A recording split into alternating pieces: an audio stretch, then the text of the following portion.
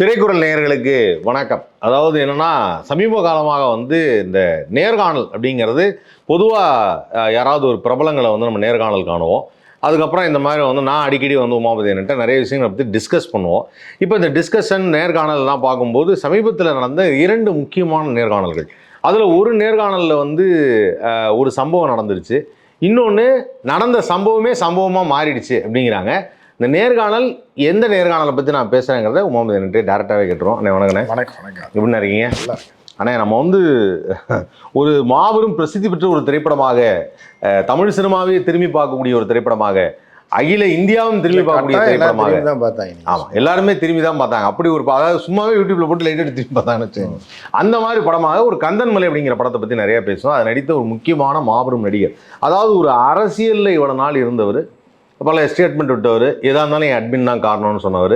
அவர் சினிமாவுக்கு நடிக்க வந்தார். அப்படி சினிமாவுக்கு நடிக்க வந்தவருக்கு ஒரு மாபெரும் வரவேற்பை நம்ம 2 பேரும் அதை நிறைய பேசி அவரை வரவேற்றோம். அது நம்ம எல்லாருமே மக்கள் எல்லாம் பாராட்டாங்க. ஆனால் முக்கியமாக இப்போ நம்ம எதிரொலி நிகழ்ச்சி மாதிரி இந்த நிகழ்ச்சியை, அதாவது அந்த கந்தன்மலை படத்தை பற்றி நம்ம 2 பேரும் பேசுனதை நமது திரைப்பட நடிகர் ராவ் ரமேஷ் பயங்கரமாக பாராட்டினார். நான் ரொம்ப ரசித்தேன், ரொம்ப சிரிப்பாக இருந்தது, என்ஜாய் பண்ணேன் அப்படின்னாரு. அதுக்கப்புறம் நமது சிங்கப்பூர்லேருந்து நம்ம நண்பர் ஒருத்தர் கால் பண்ணார். அதற்காக ஸ்பெஷலாக உமாபதி என்கிட்ட ஒரு வாழ்த்துக்களை சொல்லுங்கள், நான் டெய்லி ரொம்ப நாள் கழிச்சு சிரித்ததே அதுக்கு தான் காரணம் அப்படின்னாரு. ஸோ இப்படிப்பட்ட இதெல்லாம் ஏன் நான் சொல்கிறேன் அப்படின்னா, ஹெச் ராஜா அவர் இப்போ சமீபத்தில் ஹாஸ்பிட்டலில் இருக்கார். உடல்நிலை சரியில்லை. இந்த உடல்நிலை சரியாகாமல் போனதுக்கு காரணம் என்ன? அதாவது குறிப்பாக அந்த முதல் நேர்காணல் பற்றி பேசிடுவோம். என்டிடிவியில் ஒரு தமிழ்நாடு, என்டிடிவி தமிழ்நாடுன்னு சொல்லிட்டு ஒரு பெரிய ஒரு 4 பேர் உட்காந்துருக்காங்க. அப்போ அவர் பேசுகிறார். இந்த மாதிரி பேசும்போது கேள்விகள் அங்கே தான் கேட்கப்படுமா, இல்லை ஏதாவது முன்னாடியே ப்ரிப்பேர் பண்ணிவிடுவாங்களா? இல்லை, அப்படி இல்லை. அது மானாங்கண்ணியாக பேசுகிறது தான். அவங்க ஏற்கனவே கம்பெனி விற்றுட்டாங்க. எது அந்த என்டிடிவின்ற பிரணாய் ராய் தானே வச்சுருந்தேன். அதான் முதல்ல இந்த காரை யார் வச்சுருந்தான்ற ரேஞ்சுக்கு அது போயிடுச்சு. முதல்ல பிரணாய் ராய் ஒரு மாஸ்டர். ஆமாம், அவர் அவர்கிட்ட தான் நானும் வேலை பார்த்துருக்கேன் கொஞ்ச காலம். ஏன்னா என்டிடிவி இந்துவில் கொஞ்ச நாள் குறுகிய காலம் அவுட்புட் எடிட்டராக இருந்தேன். அதுக்கப்புறம் தந்தி டிவியாக மாறினதுக்கப்புறம் எடிட்டராக மாறினேன். ஓகே. ஸோ பிரணாய் ராய் அது பிரணாய் ராயோட கடைசி காலகட்டங்கள் வீக்கான. பிரணாய் ராய் தான் இந்திய, அதாவது எப்படின்னா ஜேர்னலிசத்தை திருப்பி போட்ட ஒரு மனிதர். அவரை பார்த்து தான் பலரும் ஃபாலோ பண்ணாங்க. அந்த 80-90கள் துவக்கத்தில் நடந்த எலெக்ஷனில் அவர் சொன்ன ப்ரெடிக்ஷன் தான் பெரிய அளவில் இன்றைக்கும் மறக்க முடியாது. தமிழ் மணிலா காங்கிரஸ் அப்படின்றார். ஆமாம், அதெல்லாம் அந்த மாதிரிலாம் அவர் ஒரு பெரிய எக்ஸ்பர்ட் ஜீனியஸ். ஸோ அவர் இருந்ததுக்கப்புறம் அப்படி அவர் வயசாகி போச்சு. புரியுதா அவங்களுக்கு? இப்போ என்ன பண்ணுவோம், ஏன்னா இந்த தேனாம்பேட்டையெல்லாம் பழைய பங்களா பார்த்துருப்பீங்க. ஆனால் லாஸ்ட்டாக பார்த்தோன்னே பிரணாய் ராய் கேப்டன் விஜயகாந்த் அவர்கள் ஒரு நேர்காணல் காணும்போது வந்திருந்தார். அதே ரொம்ப நாள் ஆச்சு. அதே ரொம்ப நாள் ஆச்சு. அதான் லாஸ்ட்டாக நான் பிரணாய் ராய் பார்த்தேன். தேனாம்பேட்டை இந்த இதுலலாம் சவுகார் பழைய பங்களா பார்த்துருப்பீங்க. பழைய பங்களா, பழைய பெரிய பங்களா இருக்குது. அதில் ஷூட்டிங்லாம் வாடகைக்கு விடுவாங்க. ஆமாம். ஆனால் அந்த பங்களாலாம் ஒரு காலத்தில் பவர்ஃபுல்லாக இருந்தவங்க வாழ்ந்துருப்பாங்க. பெரிய செட்டியார், இந்த செட்டியார், அந்த செட்டியார், இந்த முதலியார் இருந்திருக்கும். ஆமாம். அது இப்போ பார்த்தீங்கன்னாலே தெரியும். நீங்கள் ட்ரிப்ளிகேன் அந்த போகிற வழியில், அந்த அப்புறம் போயஸ் கார்டன் போகிற வழியிலலாம் பெரிய பெரிய பங்களாக்கள் நிறைய இருக்குது, ஷூட்டிங் ஹவுஸ் இருக்கும். அதெல்லாம் அப்புறம் கடைசியில் அவங்களாம் இறந்துருப்பாங்க. அது ஒரு பெரிய வரலாறாக இருக்கும். ஆமாம், பெரிய பெரிய ஆட்களாக இருந்திருப்பாங்க. புரியுதா உங்களுக்கு? ஸோ இப்போ ஷூட்டிங்க்கு வாடகைக்கு விட்டுருப்பாங்க, இல்லை அமைதியாக இருக்கும். ஸோ இல்லைன்னா விற்றுருவாங்க, யாருக்காவது விற்றுருவாங்க. அவங்க ஷூட்டிங்க்கு வாடகை விட்டுருவாங்க, அதோட முக்கியத்துவம் தெரியாமல். ஸோ அந்த மாதிரி என்ன என்டிடிவின்றது ஒரு காலத்தில் அப்படி இருந்தது, விற்றுட்டாங்க. இப்போ அந்த பழைய பங்களா அதுதான் அதானிக்கு விற்றுட்டாங்க. அது பழைய பங்களா, அது பேய் பங்களா. அதில் வெள்ளை அடிச்சுக்கிட்டு இருக்கவங்க 4 பேர் தான் இப்போ இங்கே வந்திருக்காங்க.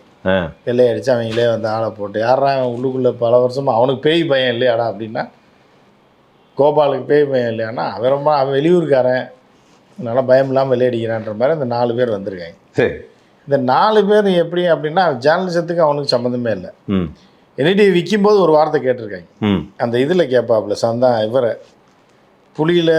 அந்த புளியை எங்கள் பாட்டி தான் முறத்தால் அடிச்சு நம்புற மாதிரி இல்லையே, என்னென்னா சோறு கிடையாது, நம்மனா தான் சோறுன்னாங்க. அப்போ நம்புகிறேன் அப்படின்ற மாதிரி. அந்த மாதிரி ஒரு 4 பேர் மட்டும் அதில் இருக்காங்க. ரொம்ப கண்டினியூவாக கம்பெனி விற்றுட்டாங்க. ஓகே, இனி கோடி மீடியாவாக மாறப்போகுது, மாறிடுச்சு. நீ அதுக்கு ஒத்து இருக்கியா, இல்லை சோறு இல்லாமல் அலைய போறியா? தன்மானம் உள்ளவெல்லாம் வெளில போயிட்டான்.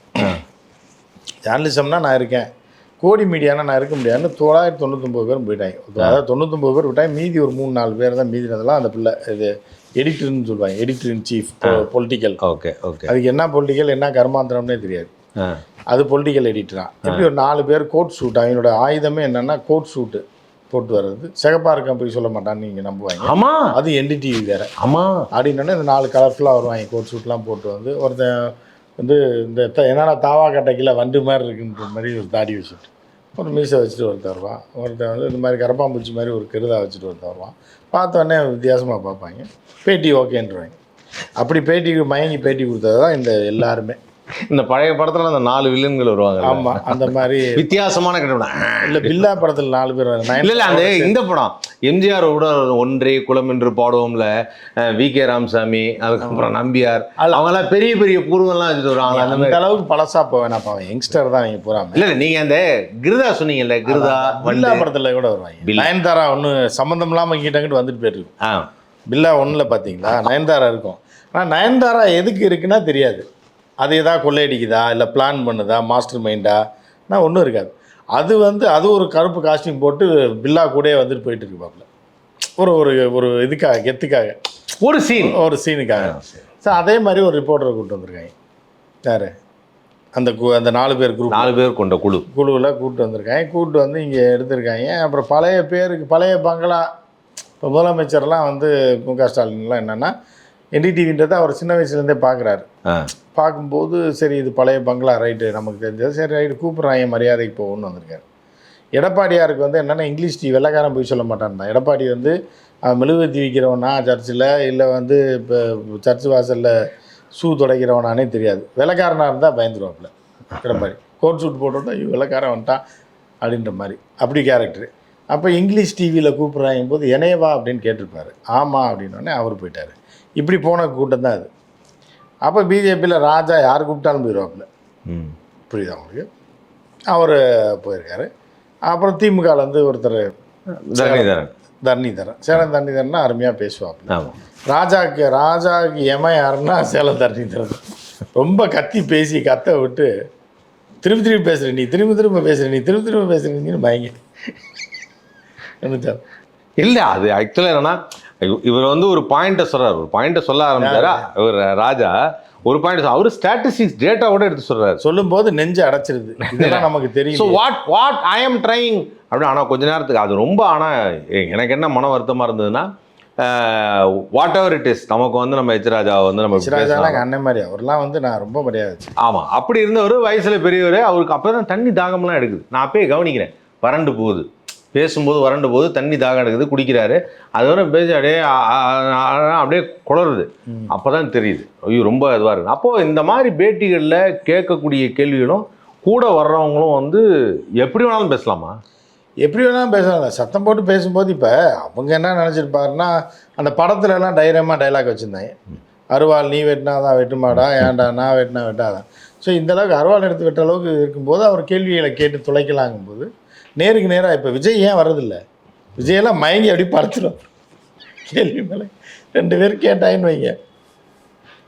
அதாவது 4 பேர் கொண்ட குழு அவங்க டிசைட் பண்ண ரிப்போர்ட்டரே இப்படி கேள்வி கேட்டான்னா ஒரிஜினலாக பிரணாயர் இருந்தால் எப்படி கேள்வி கேட்டாங்க? நம்ம ரிப்போர்ட்டரை விட்டாங்கன்னா நாராசம் ஆக்கி விட்டுருவாங்க.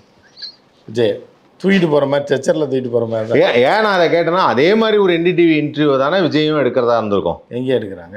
இல்லை அவங்க இப்போ வந்தாங்களாமே வந்து. அது என்னன்னா வழக்கமாக வந்து அவங்க ஒரு பெரிய அரங்கம் அமைச்சு அதில் 4 பேரோ இல்லை ஒரு 1-to-1 எடுக்கும்போது மக்கள்லாம் அப்படி உட்காந்து அவங்களும் சில கேள்விகளை எழுப்பி அந்த மாதிரி எடுக்கிறது தான் பிளான். அதுதான் சொல்ல. அதுதான் விஜய்கிட்ட கேட்டிருக்கேன். ஐயோ 40 பேர் செத்ததுக்கே அவங்க ஃபேமிலியை கூப்பிட்டு தான் நான் சொன்னேன் டுபுக்கு, இங்கே வாயா செட்டெல்லாம் தூக்கிட்டேன் வீட்டுக்கு. நீங்கள் 4 பேர் தான், 4 பேர் வந்துருக்கீங்க. 40 பேர் செத்ததுக்கே நான் போல வெளியே சாவுக்கே வந்து என் வீட்டில் தான் வந்து கேட்டுக்கிட்டு இருக்கேன். நீ என்னமோ NDTV நொண்டி டிவின்னு வாயா இங்கே வேணா செட்டோட பேத்துட்டு வாங்க, இங்கே வச்சு நம்ம வீட்டில் கொடுப்போம்னா செட்டு உள்ளே நுழையாதுன்னு இருப்பாங்க, ஹைட்டு ஜாஸ்தின்னு. சரி அப்போ 4 பேரும் கேமராவை மட்டும் வாங்க. அதுக்கப்புறம் வெளியே கேமராவை பிடிங்கி விட்டு வெறும் 4 பேரை மட்டும் அனுப்பியிருக்காங்க. செக் பண்ணி எல்லா ஃபோனுலாம் எடுத்துகிட்டு, இது விஜெட் கேட்டகரி செக்கிங் மாதிரி எல்லாத்தையும் எடுத்துட்டாங்க. ஃபோனுலாம் எடுத்து அப்புறம் உள்ளே போகிறவனுக்கு என்ன கேள்வி கேட்கணும்னு தெரியாதே. அதான் அந்தளவுக்கு இருந்ததுன்னா அதுக்கு தான் முட்டை கேட்டிருக்காங்க. உங்கள் பேர் என்ன, உங்கள் அப்பா பேர் என்ன, நம்ம ரொம்ப நேரம் பேசியிருந்திருக்காங்க.